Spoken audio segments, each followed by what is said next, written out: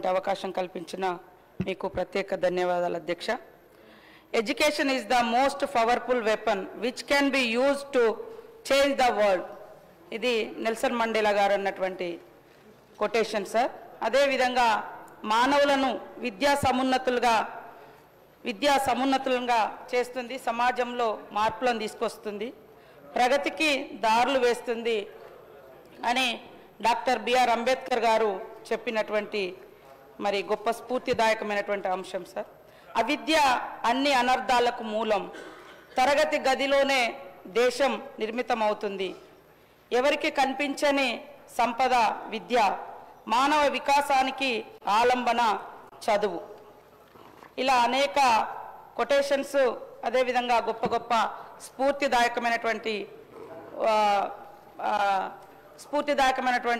కొటేషన్స్ను కూడా మనం చూస్తూ ఉన్నాం సార్.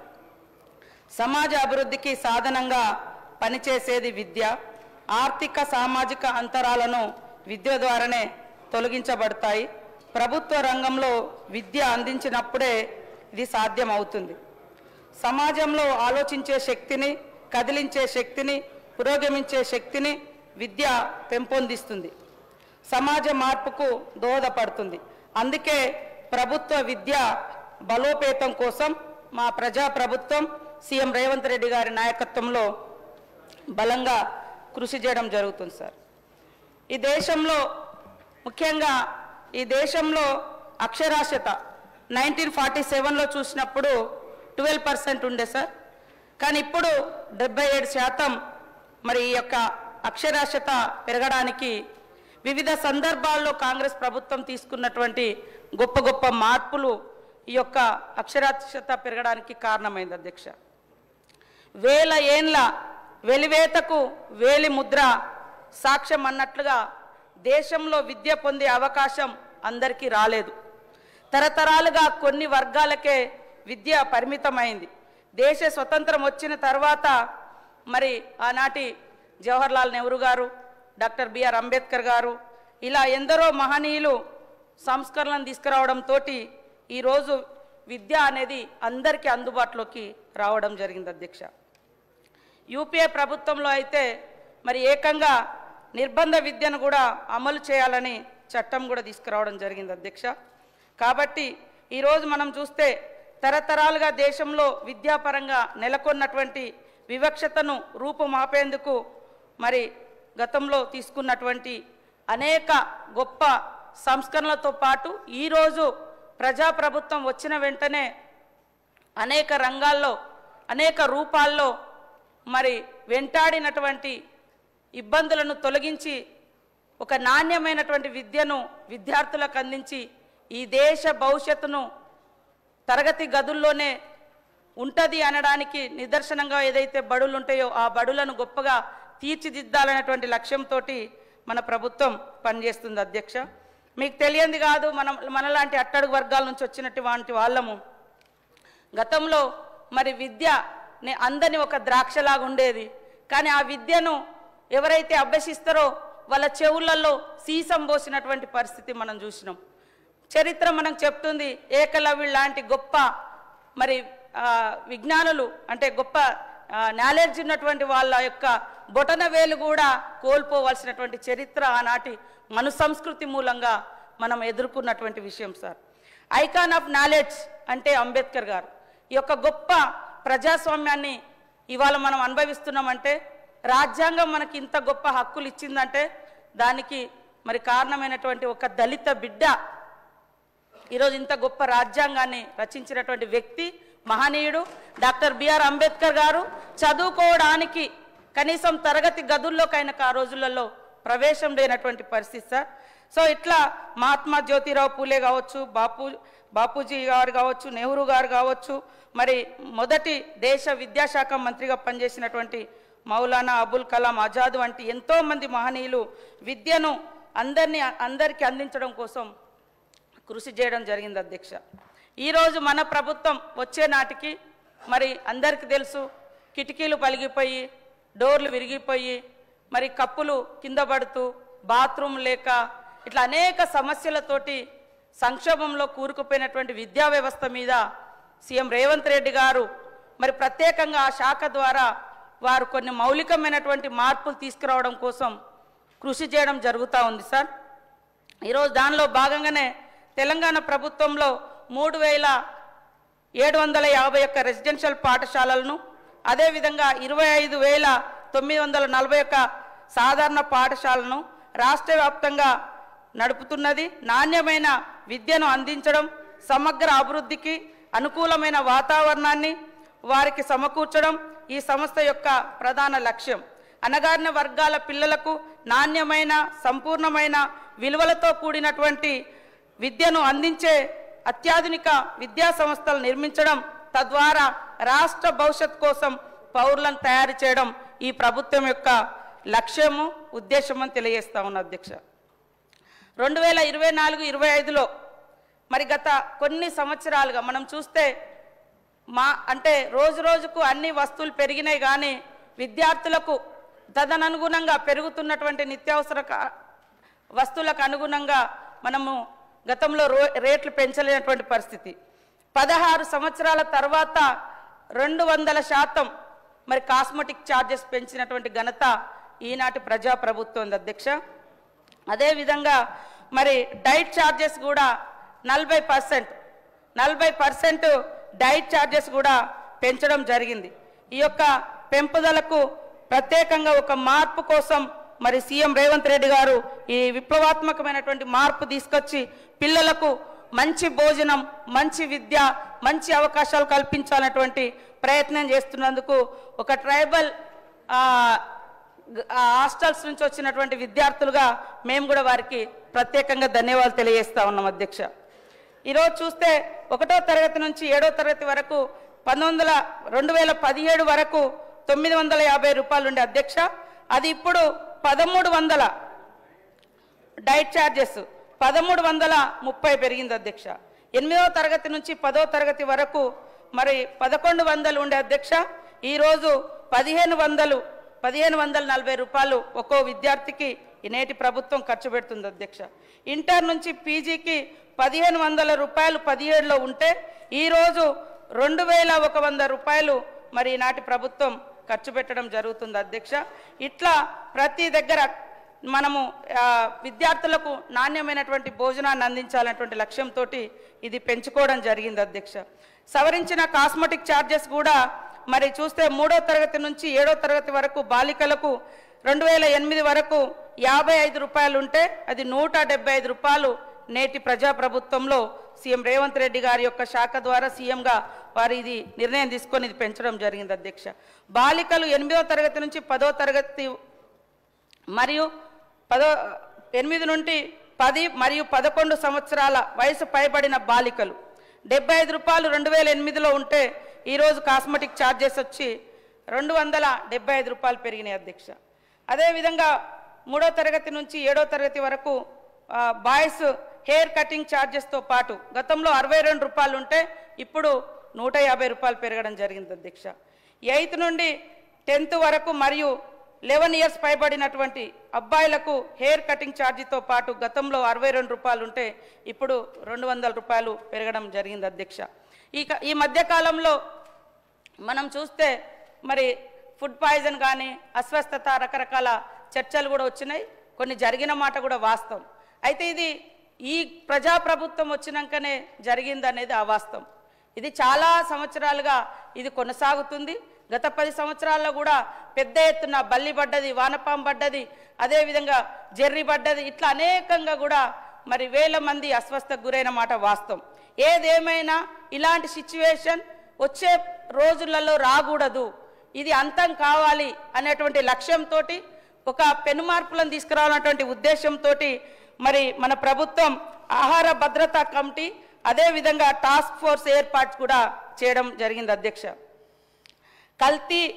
ఆహారం కల్తీ కాకుండా నిరోధించడానికి, విద్యార్థులకు సురక్షితమైనటువంటి పరిశుభ్రమైనటువంటి ఆహారం అందేలా చూడడానికి ప్రభుత్వం రాష్ట్ర స్థాయిలో టాస్క్ ఫోర్స్ను, సంస్థాగత స్థాయి ఆహార భద్రత కమిటీలను కూడా ఏర్పాటు చేసింది అధ్యక్ష. ఆహార భద్రతా కమిటీ నాణ్యత, పరిశుభ్రత పట్ల రోజువారీ పర్యవేక్షణ చేపడుతుంది. అక్కడ హెడ్ మాస్టర్ కానీ, ప్రిన్సిపాల్ కానీ, వార్డన్ తదితర వాళ్ళతోటి మరి సిబ్బందితో ఈ యొక్క ప్రమాణాలు సాధించడానికి భవిష్యత్తులో అవాంఛనీయ సంఘటనలు జరగకుండా నివారించడానికి ఓరియంటేషన్ మరియు అవసరమైనటువంటి పద్ధతులను కూడా ఇవ్వడం జరిగింది అధ్యక్ష.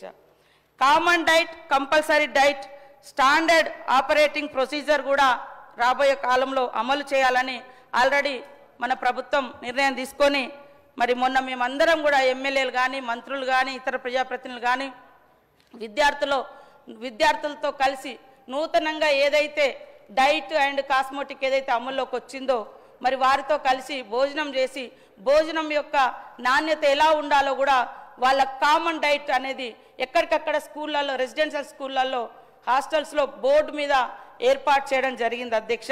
కాబట్టి దాన్ని ప్రతి ఒక్కరు కూడా మరి ప్రిన్సిపాల్ కానీ వార్డన్స్ కానీ ఖచ్చితంగా ఇంప్లిమెంటేషన్ చేయాల్సిన అవసరం ఉంది.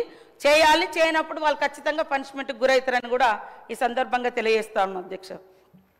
రాష్ట్ర వ్యాప్తంగా కూడా ఒకే విధమైనటువంటి ఆహార ప్రణాళికలను ఏర్పాటు చేయడమైంది. డైట్ తయారీ, సర్వీసింగ్ మెథడాలజీని ప్రమాణీకరించడం, తెలంగాణ రాష్ట్రంలోని ప్రతి మారుమూల పాఠశాలల్లో పోషకాలతో కూడినటువంటి రుచికరమైనటువంటి ఆహారాన్ని అందించడం లక్ష్యంగా పెట్టుకోవడం జరిగింది అధ్యక్ష. ఈ నిబద్ధత భారతదేశంలోనే మొట్టమొదటిసారి మరి ఇక్కడ మనము స్టార్ట్ చేయడం జరిగింది అధ్యక్ష. అదేవిధంగా స్టోరేజ్ ప్రాంతాన్ని ప్రమాణీకరించడం, కిచెన్ ఫ్లోర్ మేనేజ్మెంటు, సేకరణ, పంపిణీ ఏర్పాటుతో పాటు డైనింగ్ ఏరియా నిర్వహణ, ఆహారం మరియు అందించే ప్రక్రియలు, ఆహార సరఫరా నాణ్యతను నిర్ధారించడంతో పాటు ఆహారం కలుషితం కాకుండా ఫుడ్ పాయిజనింగ్ అవకాశాలను తొలగించే విధంగా ఫుడ్ పాయిజనింగ్ అనేది కూడా అక్కడ లోకల్గా కూడా ఎలాంటి సమస్యలు తలెత్తకుండా వాళ్ళ పరిధిలో వాళ్ళు ఖచ్చితంగా నీట్నెస్ మెయింటైన్ చేయాలని కూడా మరి ప్రభుత్వం నిర్ణయించడం జరిగింది అధ్యక్ష. ఆ రకమైనటువంటి గైడ్లైన్స్ కూడా మరి ఈ పాఠశాలలకు, రెసిడెన్షియల్ స్కూళ్లకు ఇవ్వడం జరిగింది అధ్యక్ష. Young India integrated residential school complex Telangana ప్రభుత్వము మరి ఒక ఎడ్యుకేషన్ అనేది ఒక మూస పద్ధతిలో పోకుండా ఈరోజు మానవ వనరులను అంటే ప్రజల యొక్క డిమాండు, ప్రజల అవసరాలను దృష్టిలో పెట్టుకొని మరి ఆ పద్ధతిలో కూడా ఎడ్యుకేషన్ అనేది కొనసాగించాలన్నటువంటి లక్ష్యంతో మరి ఈరోజు young India integrated residential schools అనేటువంటి ఒక ప్రతిష్టాత్మకమైనటువంటి కార్యక్రమాన్ని కూడా ప్రారంభించడం జరిగింది అధ్యక్ష. అదేవిధంగా మీకు తెలుసు మరి స్కిల్ ఇండియా, ఈ యంగ్ స్కిల్ ఇండియా యూనివర్సిటీని కూడా మనం ప్రారంభించుకున్నాం. అదేవిధంగా ఈ స్కూల్స్ అంతర్జాతీయ ప్రమాణాలతో అభివృద్ధి చేయబడుతున్న ఏకైక సంపూర్ణ కాంప్లెక్స్లో వివిధ సొసైటీల కింద నిర్వహించబడుతున్న రెసిడెన్షియల్ పాఠశాలలను సమ్మిళితం చేయడానికి ప్రయత్నిస్తున్న ఒక ప్రతిష్టాత్మకమైనటువంటి దూరదృష్టితో కూడుకున్నది అధ్యక్ష. తెలంగాణ ప్రభుత్వం 24-25లో మరి ఈ సంవత్సరంలో 54 యంగ్ ఇండియా ఇంటిగ్రేటెడ్ రెసిడెన్షియల్ పాఠశాలను మంజూరు చేయడం జరిగింది. ఆ పాఠశాలల నిర్మాణం కోసం 2,500 కోట్లను కూడా మరి మన ప్రభుత్వం ఆల్రెడీ కేటాయించడం జరిగింది అధ్యక్ష.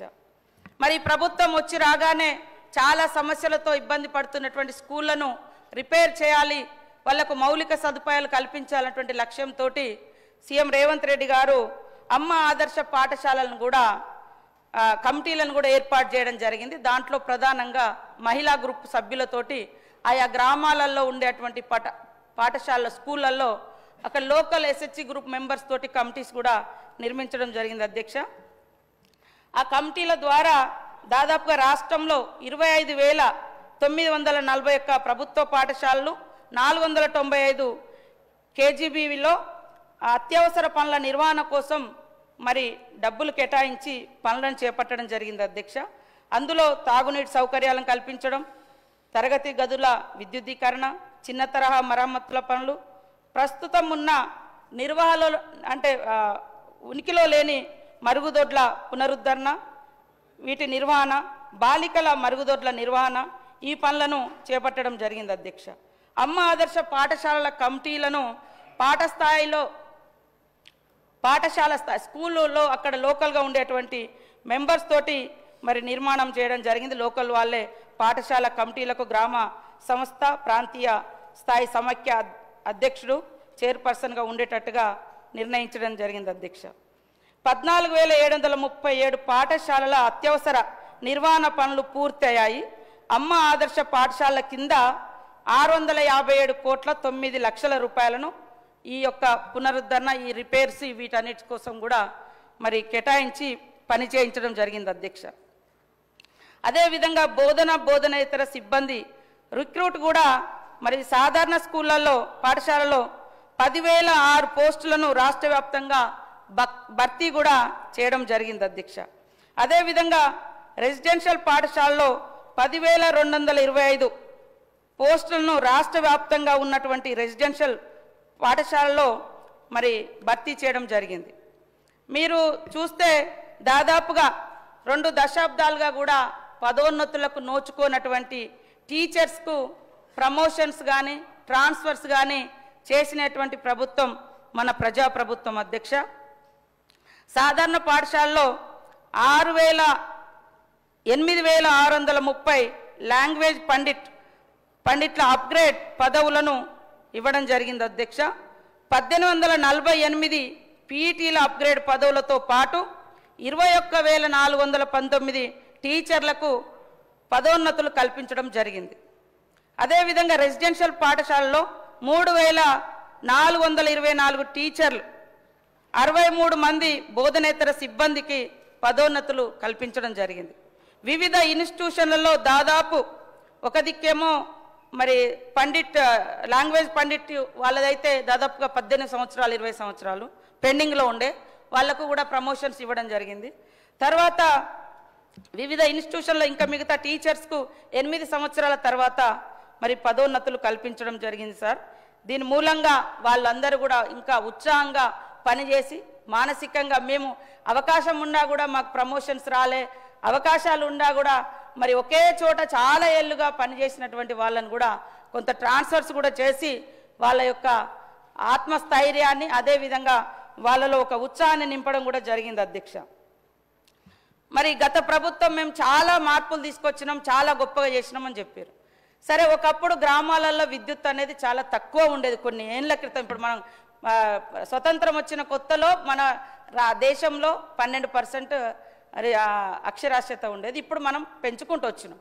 అట్లనే స్కూళ్ళల్లో గత కొంతకాలంగా మారుతున్నటువంటి స్కూల్ ఎడ్యుకేషన్కి అనుగుణంగా కరెంటు కూడా మరి ఇవ్వలేనటువంటి పరిస్థితి.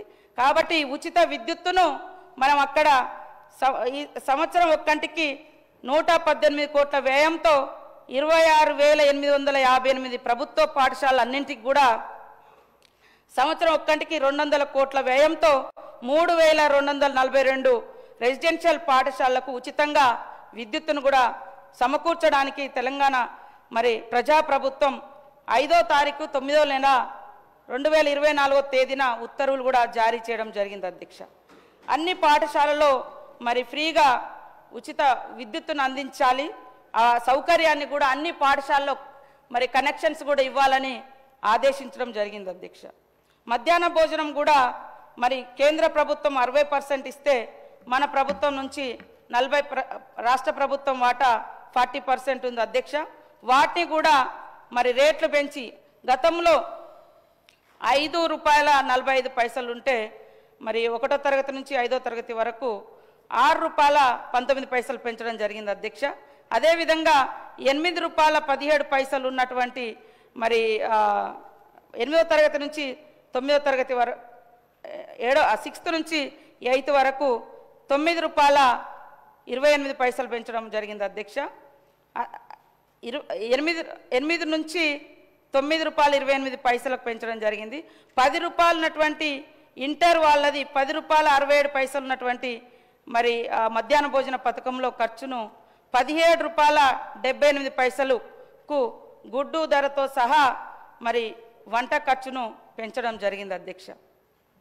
అదేవిధంగా వచ్చి రాగానే మరి యూనిఫామ్ విషయంలో కూడా ప్రభుత్వం ఒక ఛాలెంజ్గా తీసుకొని మరి 1వ తరగతి నుంచి 10వ తరగతి వరకు ఉన్నటువంటి 21,19,439 మంది విద్యార్థులకు రెసిడెన్షియల్ పాఠశాలలో 9 లక్షల మంది విద్యార్థులకు ప్రభుత్వం 2 జతల యూనిఫారాలను అందించడం జరిగింది అధ్యక్ష.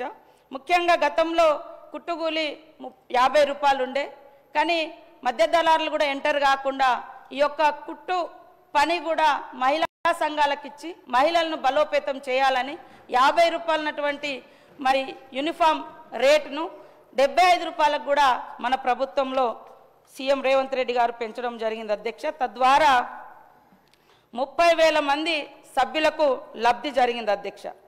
30,000 మందికి ఇందులో లబ్ధి పొందడం జరిగింది.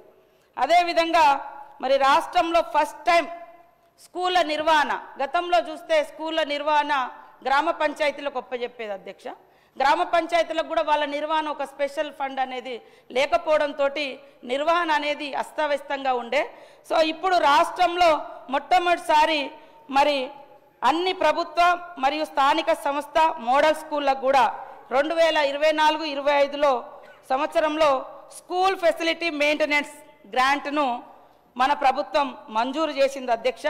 ఈ గ్రాంట్స్ ద్వారా మరుగుదొడ్లను శుభ్రపరచడం కానీ, మొక్కలు పెంచడం కానీ, మొక్కలకు నీరు పోసుకోవడం కానీ, పాఠశాల ఆవరణను శుభ్రపరచుకోవడం కానీ, వాళ్ళకు లోకల్గా అంటే స్కూల్ ప్రెమిసెస్లో ఎలాంటి అవసరాలు ఉంటాయో సౌకర్యవంతంగా ఉండేందుకు నీట్నెస్ కోసం మరి విద్యార్థుల ప్రయోజనాల కోసం కూడా ఈ యొక్క గ్రాంట్ను మన ప్రభుత్వం కేటాయించడం జరిగింది అధ్యక్ష.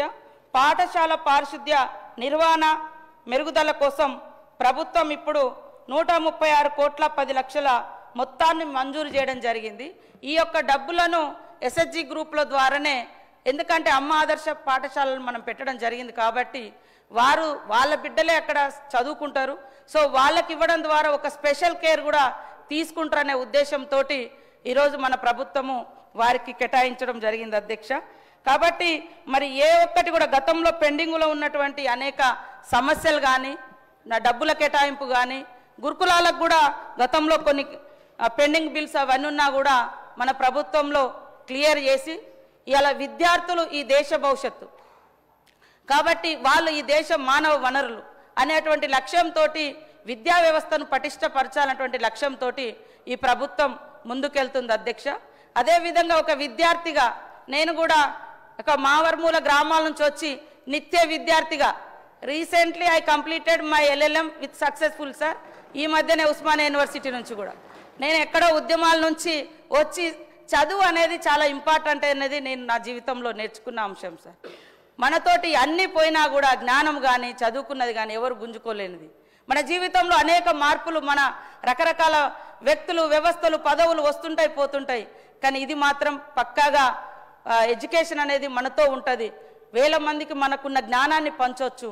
సో అట్లాంటి మానవ వనరులను మనం తయారు చేయాలన్నటువంటి లక్ష్యంతో ఈరోజు ప్రభుత్వం పనిచేస్తూ ఉంది అధ్యక్ష.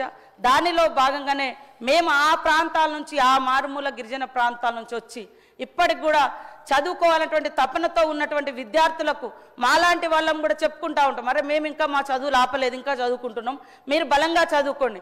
దానికి బలహీనమైనటువంటి ఆహారం ఉంటే వాళ్ళు నిజంగా ఆకలి ఎంత ఇబ్బంది పెడుతుందో తెలుసు కాబట్టి అలాంటి పరిస్థితి ఉండకూడదనే ఉద్దేశంతో ఈయన మన ప్రభుత్వం మరి ఈ అన్ని డైట్ ఛార్జెస్ కానీ, కాస్మెటిక్ ఛార్జెస్ కానీ పెంచి ఈ ఫుడ్ పాయిజన్ లాంటివి కూడా ఘటనలు జరగకుండా ఎక్కడికక్కడ టాస్క్ ఫోర్స్ కమిటీ కానీ, ఆహార భద్రతా కమిటీ కానీ ఇవి ఏర్పాటు చేస్తూ మిగతా అందరి యొక్క సహాయ సహకారాలతోటి ఏం చేసినా మనం పిల్లల భవిష్యత్తు మనం అంటాం, మనం ఏం చేసినా ఎందుకోసమయ్యా, నీ పిల్లల భవిష్యత్తు కోసమే. సో ఈ దేశ భవిష్యత్తు మన పిల్లల చేతిలో ఉంటుంది కాబట్టి ఈ పిల్లల్ని అద్భుతంగా రాణింప చేసేందుకు అధికార ప్రతిపక్షం అనే తేడా లేకుండా అందరం సమదృష్టితో సమన్వయంతో మన విద్యాలయాలను అదేవిధంగా మన విశ్వవిద్యాలయాలను అన్నింటిని కూడా సక్సెస్ఫుల్గా తీర్చిదిద్దే విధంగా అందరూ సహకరించాల్సిన అవసరం ఉందని తెలియజేస్తూ నాకు ఈ అవకాశం ఇచ్చిన మీకు ప్రత్యేక ధన్యవాదాలు. నమస్కారం. గౌరవ సభ్యులు గంగుల కమలాకర్ గారు. సార్ నమస్కారం సార్.